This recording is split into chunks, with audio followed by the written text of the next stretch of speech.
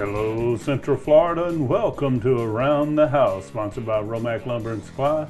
I'm your host, Don Magruder, and you're listening to my 790 AM WLBE in beautiful Leesburg, Florida.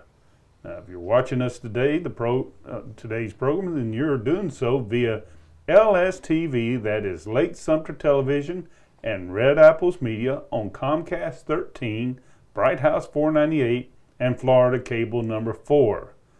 Romac Lumber is the leading provider of building materials in Central Florida, and with locations in Leesburg, Mount Dora, the Villages, and Ocala, Romac Lumber has the area covered for all your building supply needs, including doors, windows, garage doors, and roof trusses.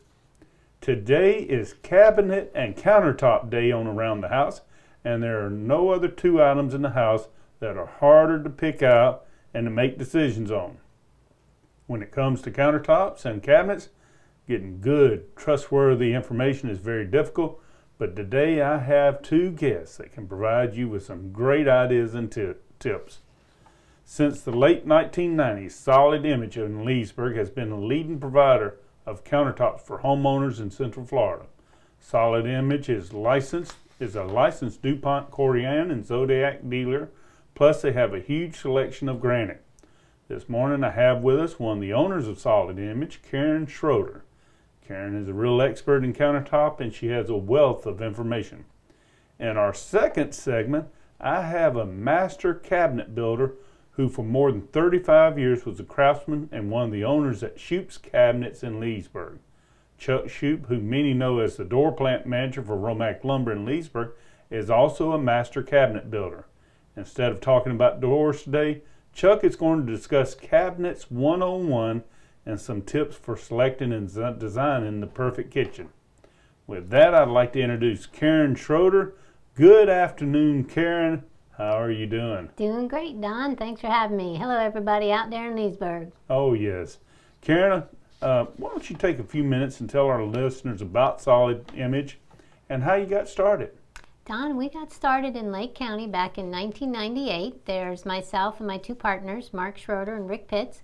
We started as a Corian countertop fabricator, helping out in new construction and remodeling, and since then we have developed into a granite and quartz fabricator, doing all kinds of unique countertops in the kitchens and the bathrooms. So we're got a beautiful showroom. We're here in Leesburg, and have lots of things to show people, and we can help out a lot of situations.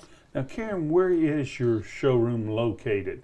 You know, a lot of people, you've been in Leesburg a long time, and they don't realize you're the authority when it comes to countertop, but they don't know where your showroom's at. Can you tell us how to get to your showroom? I sure can. As a matter of fact, like I said, we've been in the area this many years, 15, 16 years, and we used to be on the outside of Leesburg, the west side. Now we're actually same location, but we're inside. The growth of Lake County has met our showroom off of State Road 44, and we are like 6 miles east of the new Brownwood Villages location, and it's on Progress Road. Okay.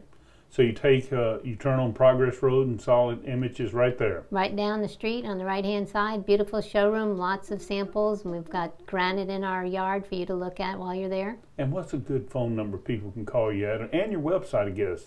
Excellent. Of course, 352-315-1350 is the showroom, and our website is solidimageinc.com. Now, I guess there's one thing sort of to lay the table in our discussion. You know, there's a lot of places, and for example, the big boxes, they buy countertops secondhand or secondarily from a supplier. You guys do it all. You're a manufacturer, provider, and installer. You handle the complete process, don't you? Correct. When you come to Solid Image, you're dealing directly with myself or Jessica in our showroom. You're dealing directly with the fabricator. We are going to come out to the house. It's our employees. We're going to template. We're going to estimate the job. We're going to fabricate. We're going to install. When you deal with the big box stores, you're dealing with an employee that works in a department, and they're taking your information and then passing it on to their district fabricator, who then you become a number. And I don't like to talk them down because they do sell some good stuff, but as far as something like that and a big expense in the home, you want to know that the people doing the work for you care about the details and about what, the finished look is going to be, what you're expecting. And Karen, let's talk a little bit more about templating, because that's a big deal. A lot of times if you go into a big box store, they'll ask you how long your countertop is, and you'll measure the backsplash, and from the backsplash to the end it may be 42 inches.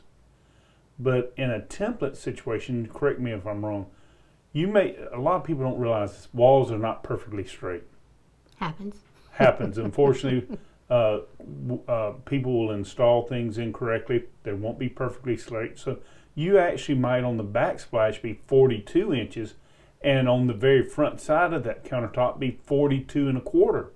Well, that little quarter-inch change matters, doesn't it? It sure does, and that is one of the key things. Is a great template makes for a great installation.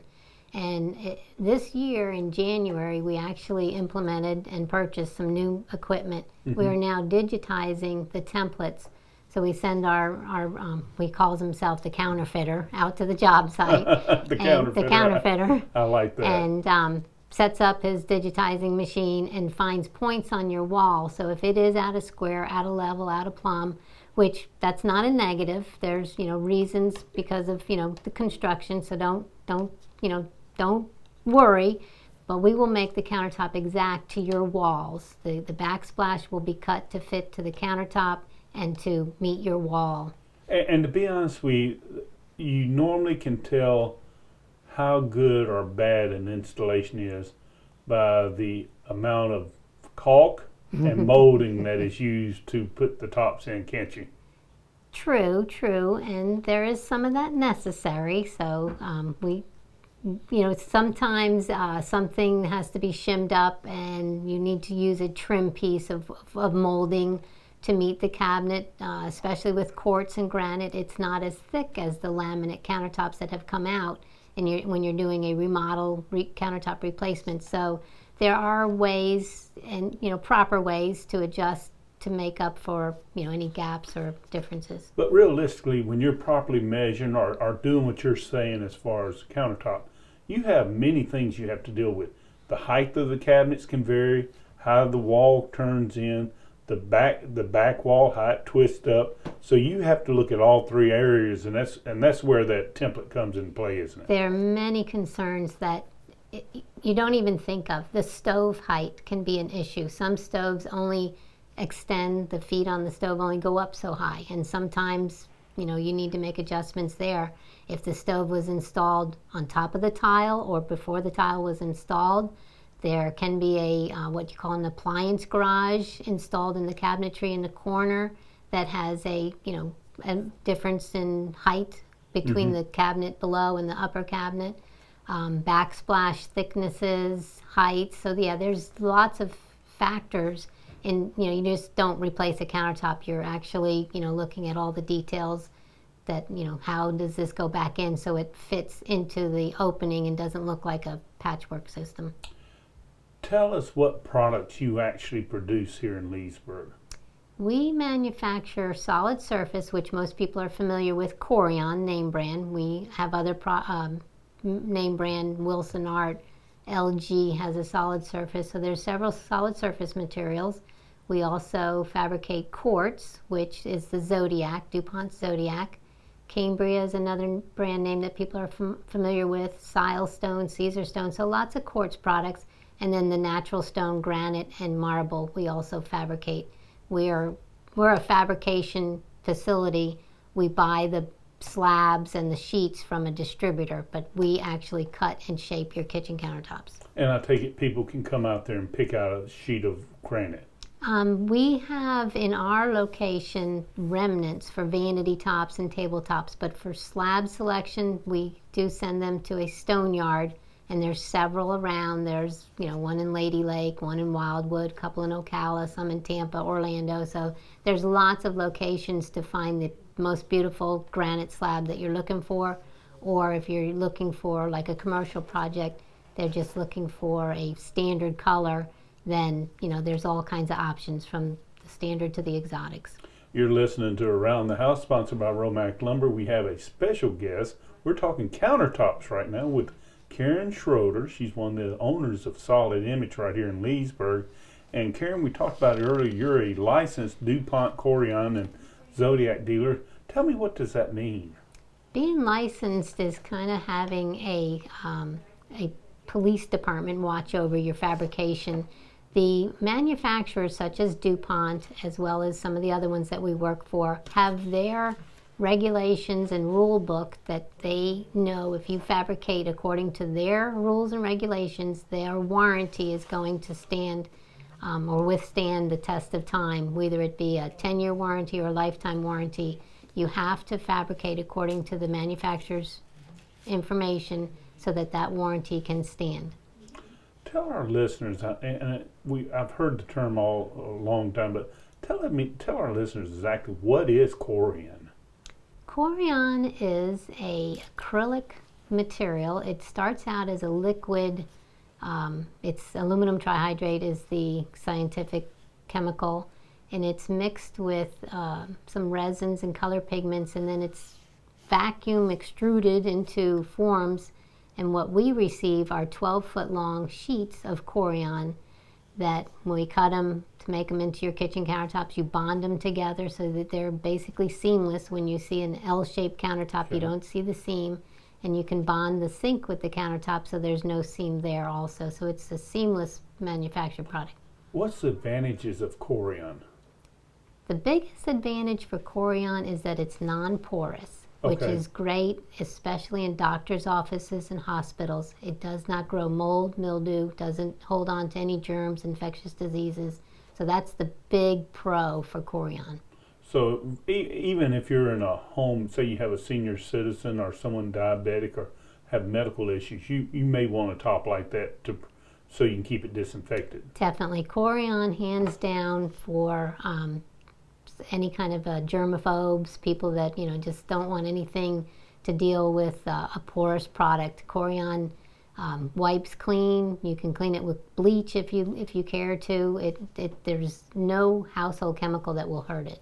Now, one of the hottest products today in countertops is this Zodiac quartz countertop, and it's really nice. Won't you describe the Zodiac quartz countertop and what are the features and benefits of that product, Karen? Zodiac quartz, as well as some of the other manufacturers I mentioned earlier, the Cambria and Silestone, and so the quartz has become very popular over the granite material because it is non-porous. You don't have to reseal it, and it has a warranty. Granite does not have a warranty.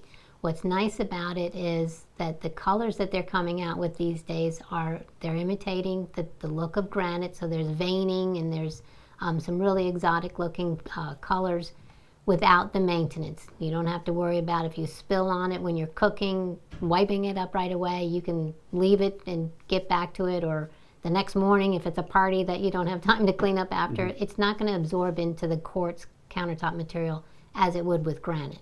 Now, are you able to do the various designs on the edges, like the teardrop designs of both the Corian and the Zodiac? That's a big popular thing with granite these days. Oh, yeah, the edging is definitely something that people are getting a little bit more inventive in. With the quartz and the granite, you can double laminate, meaning you can stack two pieces together to give it a thicker look. And you can do a routed edge so that it looks like a waterfall. We even have what we call a chiseled edge that gives it that stone, that raw look. Corian, you can actually put it in an oven and heat it up and bend it and create even like a tablecloth fold. So there's all kinds of neat things you can do with Corian. And then there's a lot of different features with the stone materials. Now, a lot of people still like granite. Yes, sir. It's sort of a status thing. People love to have granite. And tell us about your granite program and some of the features and benefits of doing granite. Granite is very popular. People enjoy going to the stone yards and picking out their slabs. It's like going to a museum and picking out, a beautiful painting. Okay. So there's really exotic looking granite slabs that when you look at them, you just don't even want to cut them up. They're so beautiful. Obviously, God knows what he's doing when he created the granite materials. You pick your slab if you so desire. Some people are fine with our selection. They know our reputation in doing beautiful work, so they trust us. But if you do pick it out, then the slabs are delivered to our location. We go over the template with you, so if there's a particular vein you want on your island, we'll locate it on, like I said, it's digitized, so we can run it through the computer and see the countertops before they're even cut. And you have input on that, and then we cut them up and bring them out to your house and install beautiful countertops. Now, I'm going to ask this, how does someone pick out a good piece of granite and then actually take us, you said you go to a yard and pick it out, but what's the most common mistakes in picking out granite? Granite can be tricky because it is so beautiful that you can, as we do in relationships, you can pick something just on looks and find out that there's fissures in it, which are weak spots.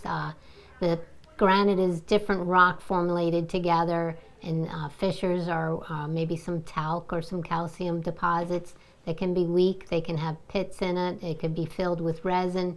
So that's the fabricator's duty, to check the slabs when they arrive to make sure that you've picked a good solid material. Some people are just so taken by the material they don't care about the fissures and just ask us to fabricate as best we can. And just as long as they know all what's happening with their stone.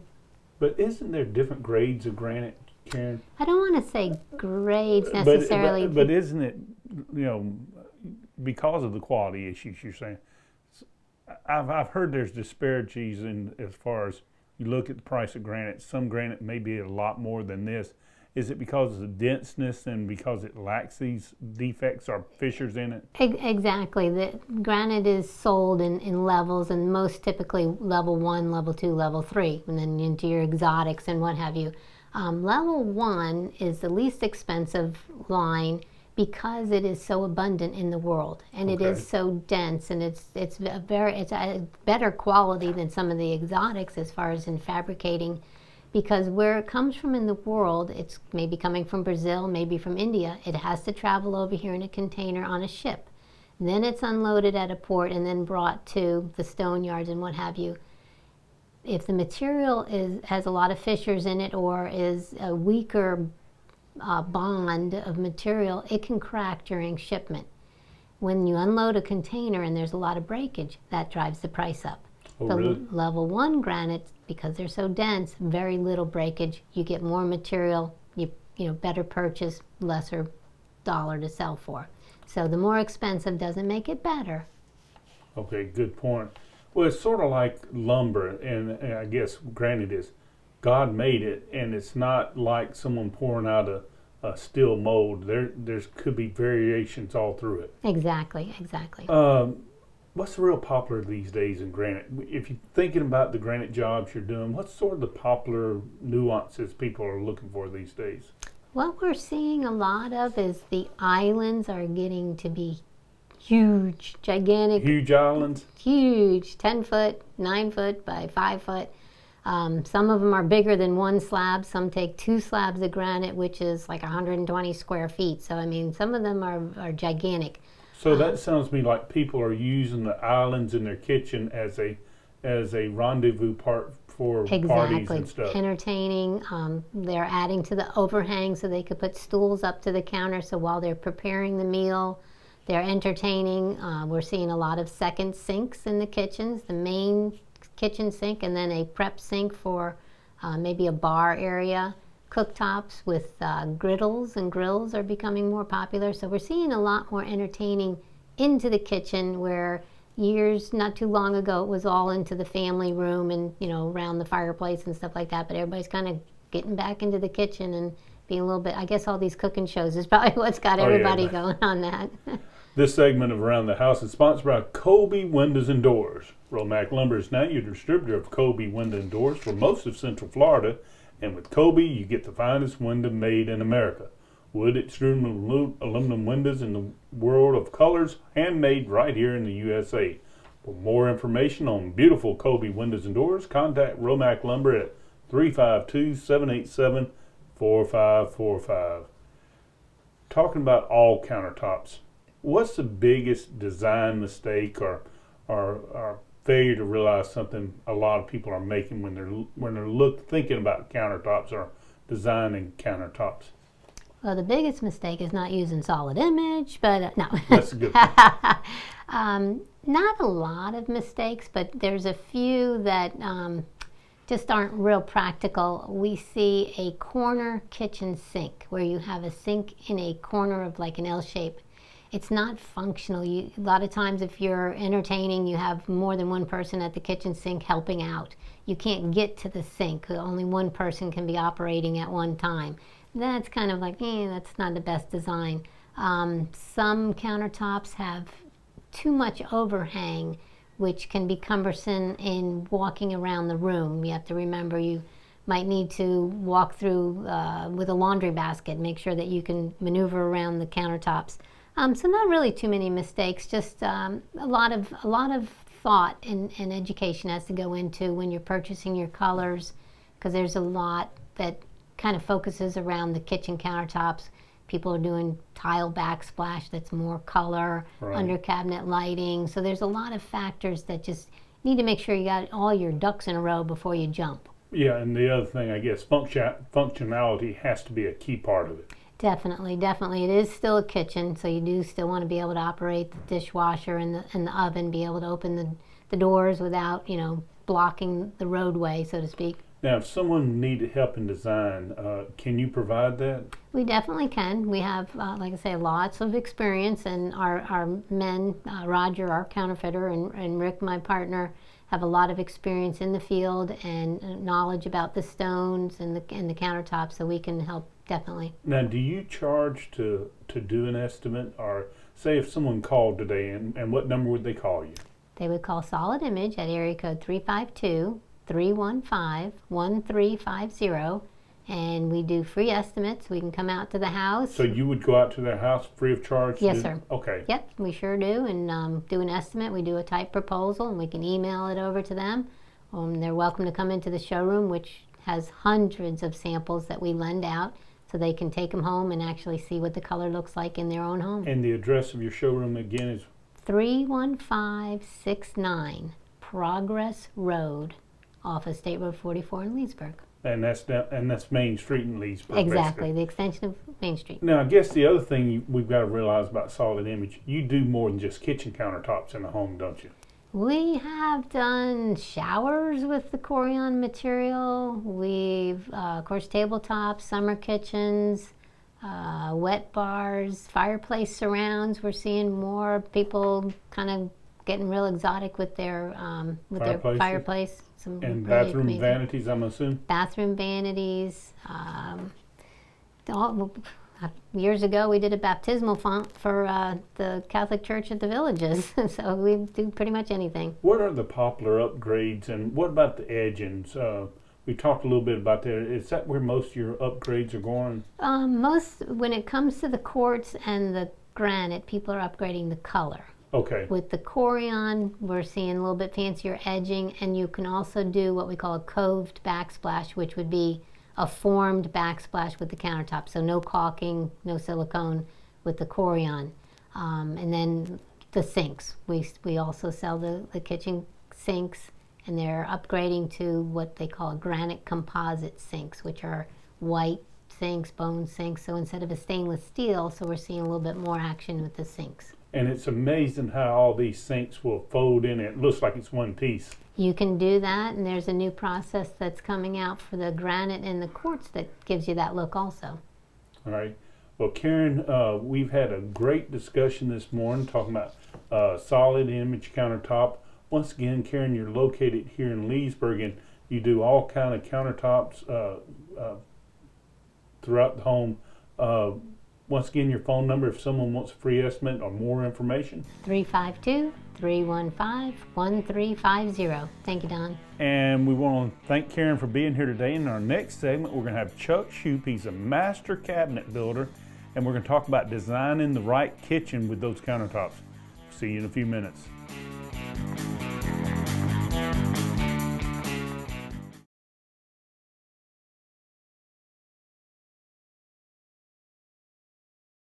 Welcome back to Around the House, sponsored by Romac Lumber. I'm your host, Don Magruder, and you're listening to my 790 AM WLBE in beautiful Leesburg, Florida. Once again, if you're watching us today, then that's courtesy of Lake Sumter Television. That's LSTV and Red Apples Media on Comcast 13, Bright House 498, and Florida Cable number 4. My guest in the second segment is Chuck Shoup, the door plant manager from Romac Lumber in Leesburg. But for most of you in his life, Chuck was known as a master cabinet builder with Shoup's Cabinet in Leesburg. Today we're going to have a great discussion about Cabinets 101. Chuck's currently not in the cabinet business, but there's nobody with more information on all types of cabinetry. So with that, good afternoon, Chuck. How are you doing? I'm doing well, Don. It's great to be back here again with you. It's odd sort of talking about cabinets instead of doors this time. Well, it is a little bit, but I get a monthly magazine. I kind of keep up on still what's going on to see what I'm missing. Chuck, take a few minutes and tell our listeners about your background and the scope that you're in the cabinet business. You have a lot of experience. Yes, sir. Actually, during one of the early Great Recessions, I actually wanted to go into architecture. And my father and grandfather ran Shoup's Cabinet Shop, and I started working for them part-time when I was going to college. And I just never left. I was there 25 years. At the beginning, I did the finishing in the finish room. At the end, I was measuring and building and fabricating and installing and doing everything that needed to be done to keep that business going. And a lot of cabinets here in Lake County originated at Shoup's Cabinet Shop, didn't they? We did a lot. We did a lot for banks. We did a lot for school board, and of course residential also. Let's talk about cabinets and cabinet design. Let's talk about what are some good points a homeowner should consider when designing a new kitchen for a new home, or possibly redesigning a remodel kitchen. I think one of the big things was if you remember, the old work triangle between the sink, the range, and the refrigerator. You never wanted it too far where you had to walk across the kitchen to get your ingredients or to clean up dishes or all. But I know in your last segment you mentioned about the big islands and they're having prep sinks and stuff. So the work triangle still needs to be considered, but also there's specialty areas. Years ago we have done baking centers where they had marble to roll out dough on the baking center. We did prep sinks for doing salads in the island.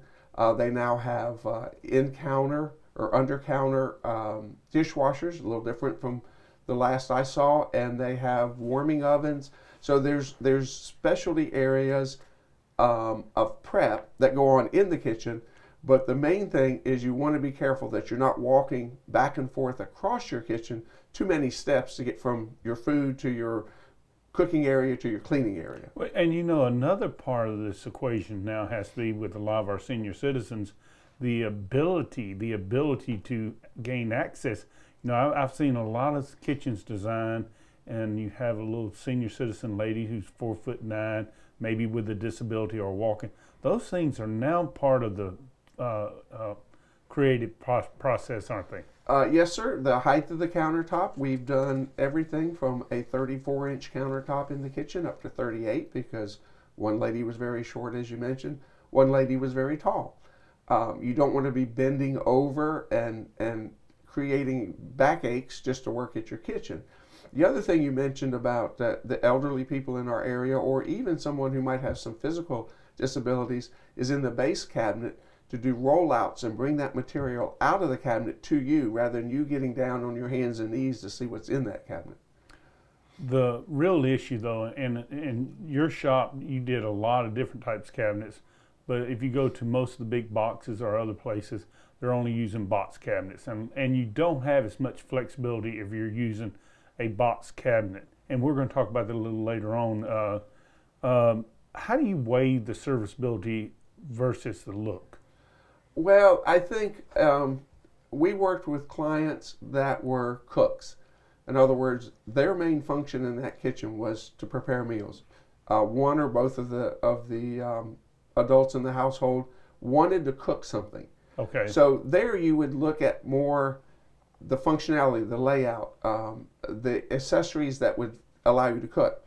Some people, that kitchen is nothing more than more furniture. And Okay. a lot of the advertisements today, you're advertising kitchen furniture because of the look that you can get now, and the openness of a house plan would allow that kitchen to be seen, maybe from the living room, the family room, or the formal dining room. So you want that kitchen to really look like furniture rather than just a stark white laminate box out there. So it depends kind of on the client.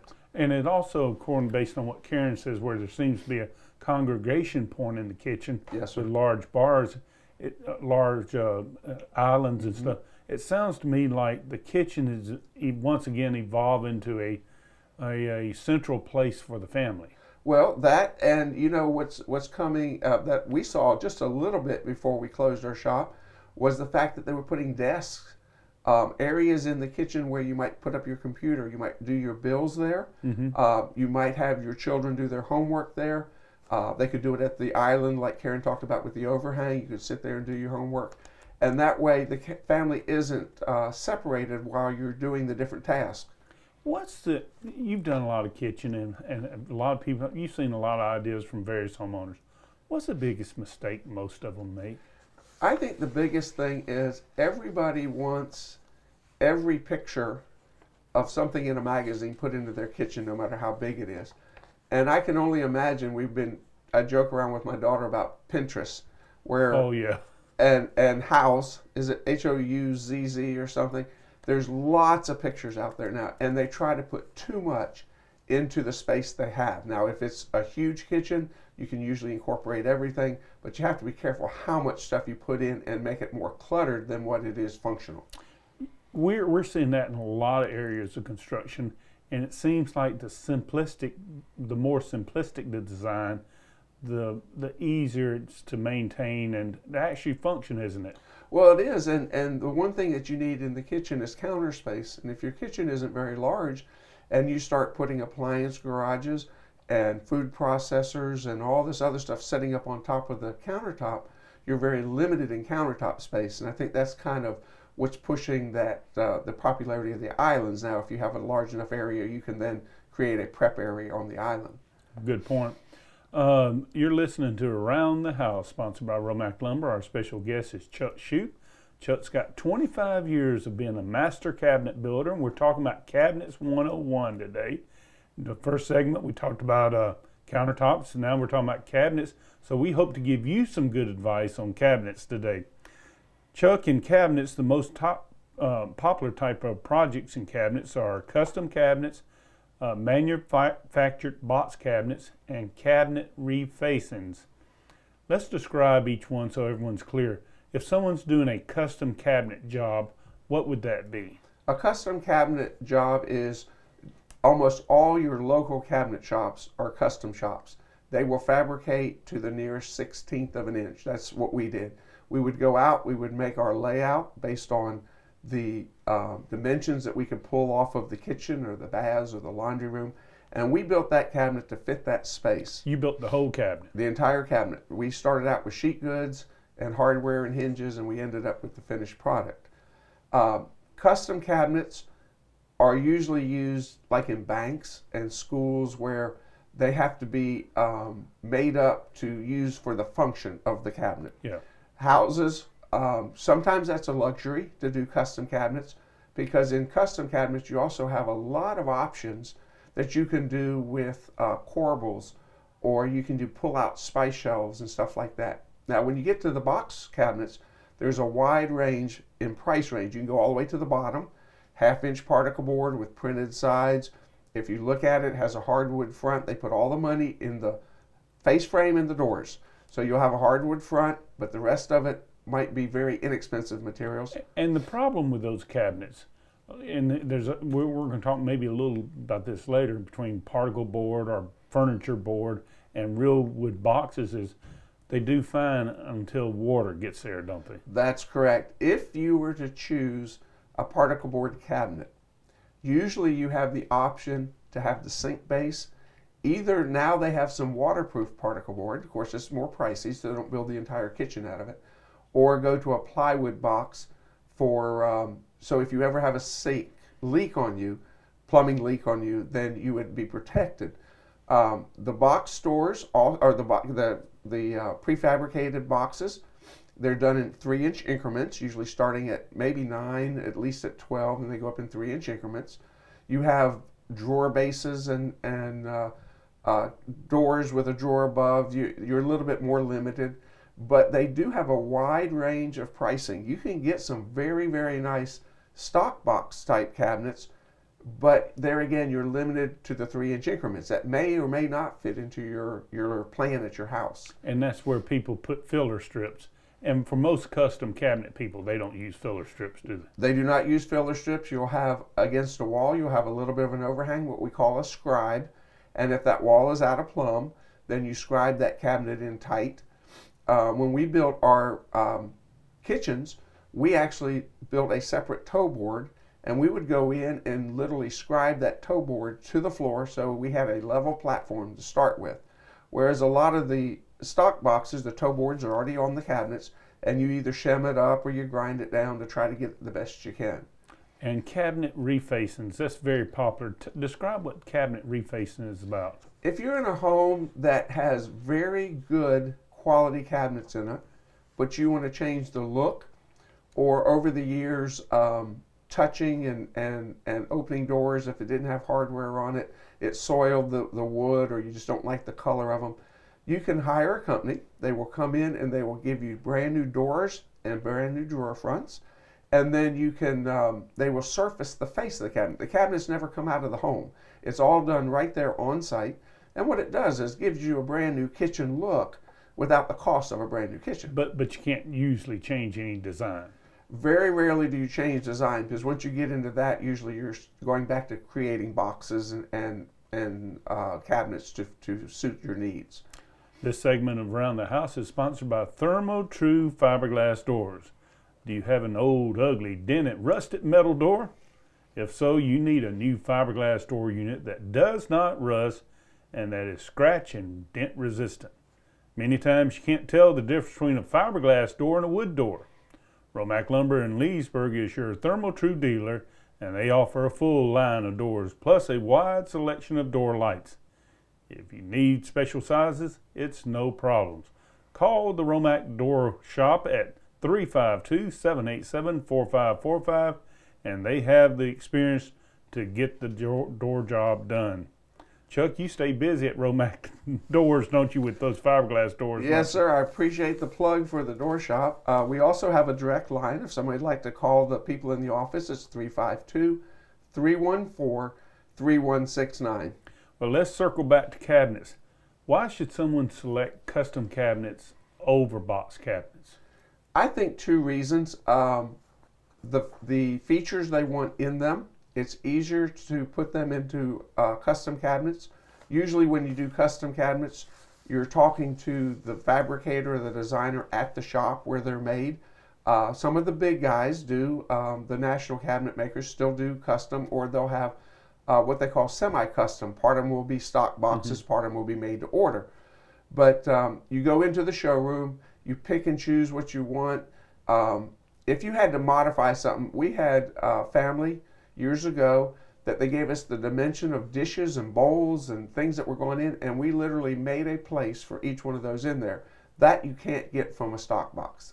And that's a big deal. Plus, you said you can score to the wall. There's no filler strip. And when we talk about filler strip, why don't you describe to people what a filler strip in a box cabinet is? Well, your filler strip should never be over 3 inches, because the box come in 3-inch increments. Because that's basically dead space. That's dead space. Yep. And if somebody missed a box size and you get a 6-inch filler, that's too much, because they can upsize a box by 3 inches and reduce that filler. It's just a piece of matching wood that attaches to the side of a cabinet and takes up the space that's left when they couldn't fill it with cabinets. Chuck, isn't normally the biggest mistake in cabinets, if you look at a kitchen, and I used to lay out cabinets, I always looked at the corners and saw if they had blind corners. you know, you can explain about pulling a blind corner out versus a good Lazy Susan corner or a good diagonal corner. Lazy Susan corner is probably the most efficient use of a corner. A base cabinet corner is very difficult to get into, no matter what. A Lazy Susan will allow you to place your articles on a spinning shelf, and the article will come to you. If you do a blind corner, it's where one box runs into the corner and another box comes on the face of it. If you do an open blind corner, that means you can get to that corner from either box. Most of the box stores, it's a blank blind corner where the one box is blanked off, so you can only go in one door. Yep. And usually that door is only a 12-inch door because it's only a 36-inch blind corner, and 24 of it's being covered by cabinets going the opposite direction. So when you look at laying out a kitchen, if you have a corner, L shape, U shape, whatever, pay attention to what you want to use those corners for. We have actually had people say, just blank it off. I can't get down there. I'll never use it. And sometimes in the older homes, we used to find hot water heaters in those blank corners and had to be moved because that was no longer code. And the thing about it, if you had an old house, you couldn't hardly fix them. What's the most popular woods being used on cabinets? And by the way, what wood did you recommend? What's your favorite wood for cabinet? Well, my very favorite would probably be ash. It's not used very often. It's an open, coarse grain like oak, but it's very white in nature. Mm-hmm. Very beautiful. My father actually built my mom's kitchen out of ash, and I built my oldest daughter's bedroom furniture out of ash. Very beautiful wood. The most common wood you'll find will be oak, followed by maple, then probably hickory and cherry. There's still some MDF being used if they're painting. The finishes are kind of changing a little bit, Don. For a while they were real dark, and it changes. When we were in business, everything was whitewashed. Everything was whitewashed. Then it started getting darker, and then you were glazing it, which is just an added color to highlight cracks and nooks and crannies in it. That's kind of gone away. I was looking at an article that said that glazing is only like 5% now. Yeah. Lighter colors, medium tones in the wood tones are what's the most popular now. And I guess, and I know it's hard to do it, but that's one advantage is about using real wood fronts and real wood boxes. You could literally strip a cabinet and redo them, couldn't you? Oh, absolutely, yes. One thing that some of the custom guys are doing, and also the stock boxes, is when you have a finished end, instead of just putting a piece of plywood on the end that matches your cabinetry, they're actually making door panels and put on the end. So it kind of dresses that up a little bit. Okay. But it doesn't add any functionality. It's just something that kind of dresses it up. But you have to be careful with the lower end stock boxes because most of those are printed ends. In other words, they just take a wood grain print, put it over the particle board. And it's not real wood there, so you have to be careful trying to refinish something like that. When you're considering the durability aspect, what seems to be the most durable wood? As far as the box construction, you should look for solid wood maple drawer boxes. You should look for 5/8 or 3/4 inch thick plywood boxes. And then on the fronts, any good hardwood, oak, maple, cherry, hickory, depending on the look that you want. The particle boards, a lot of the laminate cabinets have a melamine, which is basically a particle board with plastic fused on each side. It's kind of like Formica. But the durability of that, you still have to worry about that water. You have to worry about that sink leaking. So if you go that route, make sure your cabinet maker gives you a plywood box at that location, at any sink location. Well, you know, Chuck, when I look at cabinets, the other big aspect I look at is hardware. To me, there's a lot of manufacturers who build a nice cabinet and then they put the, god-awful cheapest hardware they can find in it. And that's, to me, where most cabinets fail. They don't buy the good hardware. Discuss what you think, if you were going to have a good set of cabinets, what type of hardware should you have in it? Well, I'll first talk about the hardware you don't see. In today's cabinet industry, you should use soft close drawer slides and soft close hinges.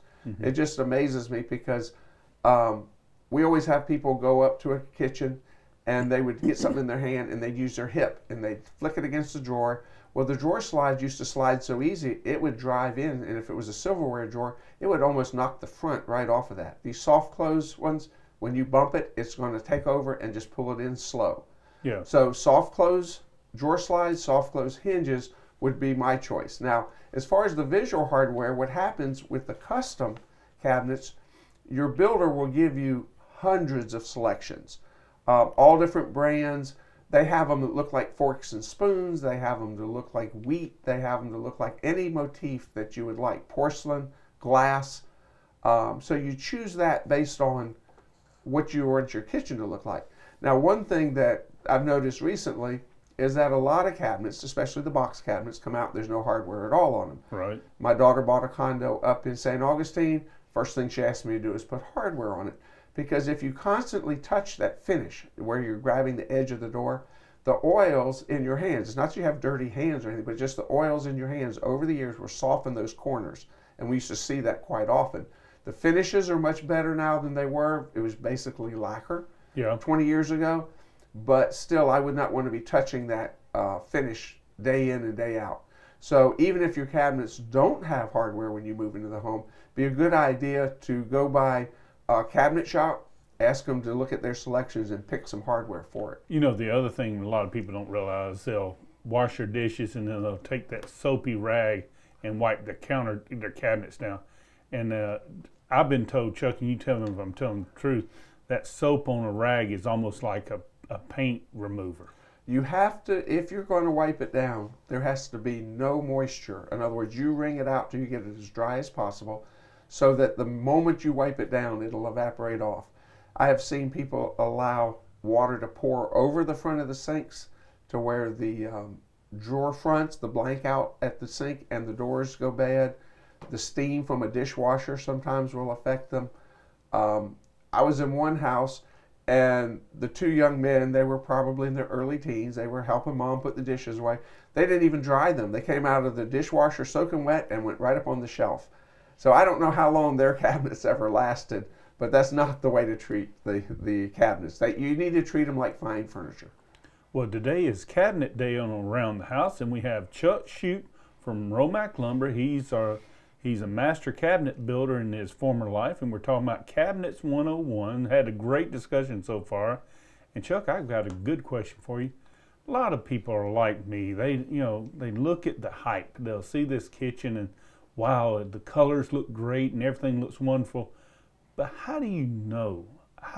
What are some little key tips to let a consumer know that this is a good quality set of cabinets that'll last 20 years? One thing, if you go to a custom shop, ask them what they make the drawer boxes out of. Ask them what they make the cabinet boxes out of, because that's going to be a big difference.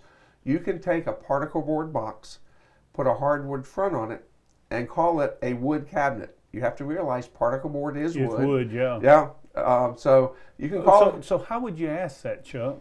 I would actually ask them to show me, especially a local shop. Ask them to go out in the shop and show you some of the boxes that are being fabricated. And to identify that it's a particle board or a furniture board, you look at the edge and it describe how it will look. Well, plywood will have layers fused together, and every other layer runs a different direction, so it almost changes color every other layer.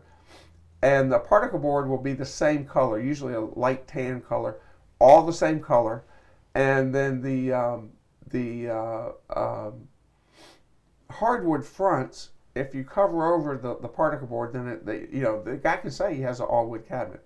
Now, if you go to a big box store, you might ask them, do you have a cabinet that hasn't been installed yet, that I can look at the ends?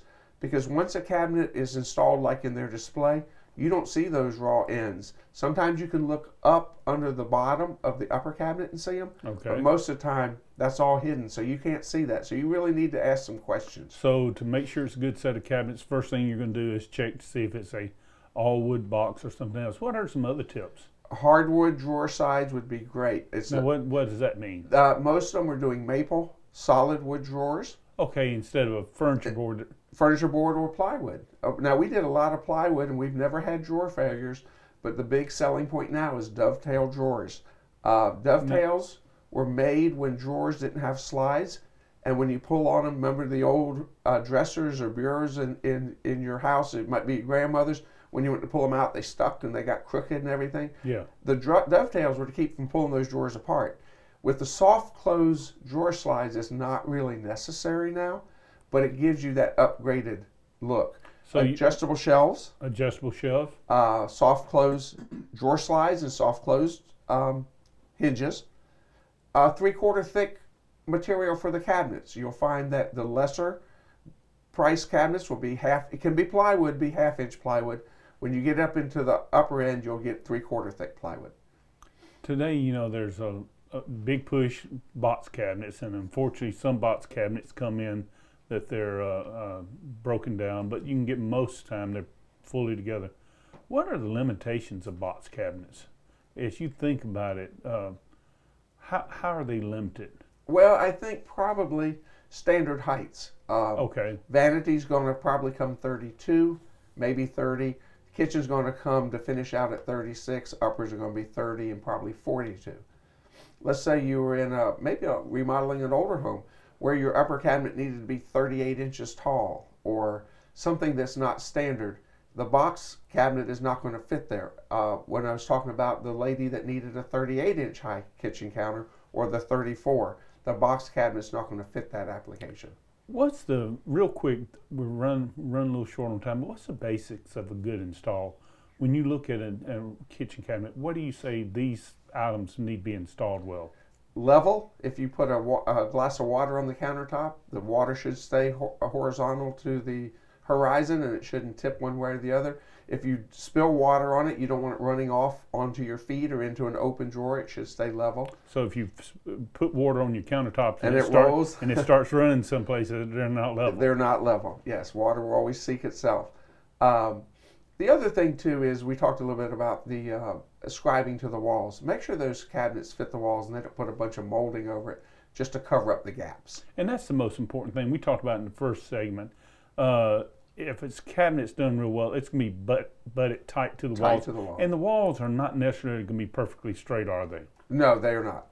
Well, Chuck Shute, we sure appreciate your Cabinet 101 lesson.